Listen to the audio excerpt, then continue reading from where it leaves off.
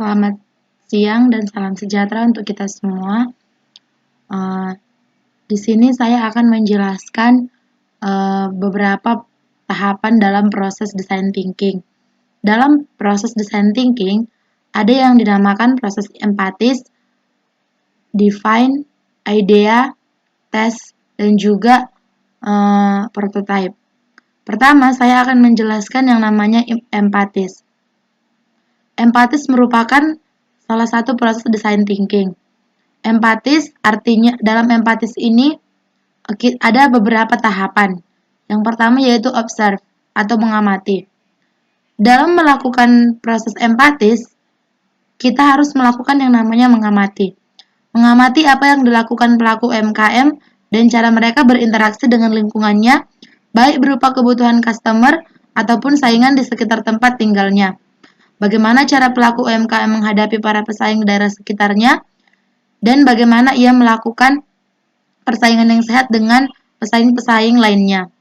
Menurut hasil riset yang kami dapatkan, cara beliau menghadapi pesaing di daerah sekitar adalah dengan membuat model-model terbaru dan yang lebih unik untuk menghadapi pesaing-pesaing lainnya, di mana beliau membuat kerajinan tangan dengan model-model yang unik, menarik, tidak seperti model-model yang sudah dipasarkan oleh banyak pengrajin pada umumnya.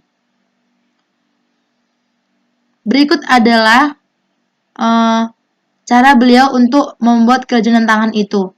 Dari gambar ini kita bisa melihat bahwa beliau melakukannya secara manual. Selanjutnya, dalam tahap empatis ada yang dikatakan proses immerse atau rasakan langsung. Setelah mengamati cara pembuatan kerajinan tangan dan wawancara langsung kepada pelaku UMKM, proses selanjutnya adalah merasakan langsung apa yang dialami atau yang dirasakan oleh pelaku UMKM tersebut.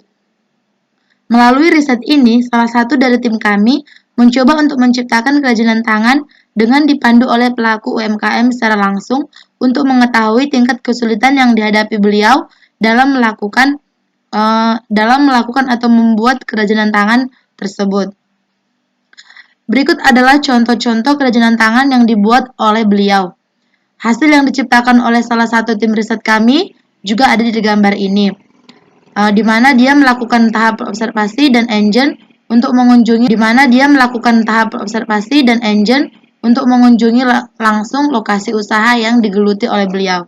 Baiklah, selanjutnya saya akan menjelaskan yang namanya tahap kedua, yaitu tahap define dalam proses pembuatan design thinking. Define itu adalah suatu definisi yang menetapkan apa masalah dan apa saja yang diperlukan untuk memperoleh sebuah solusi dari suatu perusahaan atau UMKM atau masalah yang kita hadapi.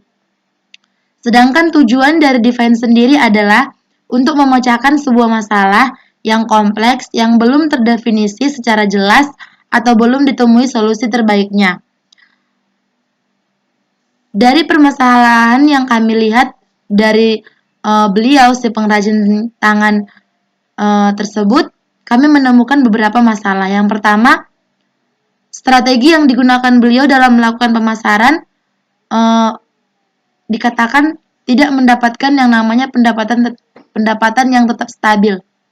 Artinya, dalam masalah ini kami memberikan solusi kepada beliau, yaitu kami memberikan pendapat supaya beliau menawarkannya ke toko-toko buah, swalayan atau mall, supaya beliau bisa mendapatkan pendapatan yang tetap stabil, atau dengan cara memasarkannya melalui media sosial atau e-commerce lainnya. Selanjutnya, masalah yang kedua yaitu beliau sangat memiliki kesulitan dalam melakukan pekerjaan.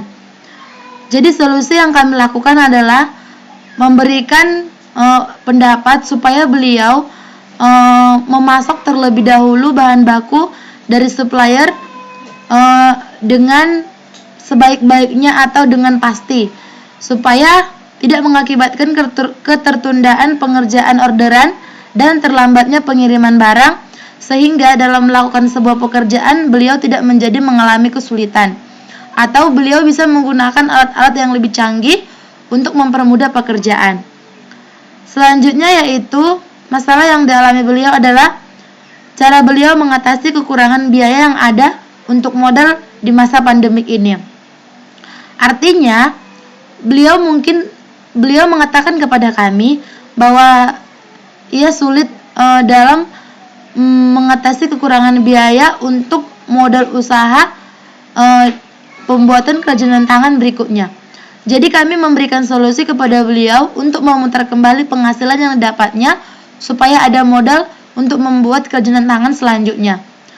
Artinya ketika beliau sudah mendapatkan untung, sebaiknya untung itu bisa disimpan sebagian untuk modal usaha selanjutnya dan sebagiannya lagi bisa digunakan untuk keperluan sehari-hari. Baiklah, demikianlah presentasi saya mengenai tahapan proses design thinking, yaitu apatis dan define. Jika ada kata-kata saya yang salah, saya mohon maaf. Saya akhiri, selamat sore dan salam sejahtera untuk kita semua.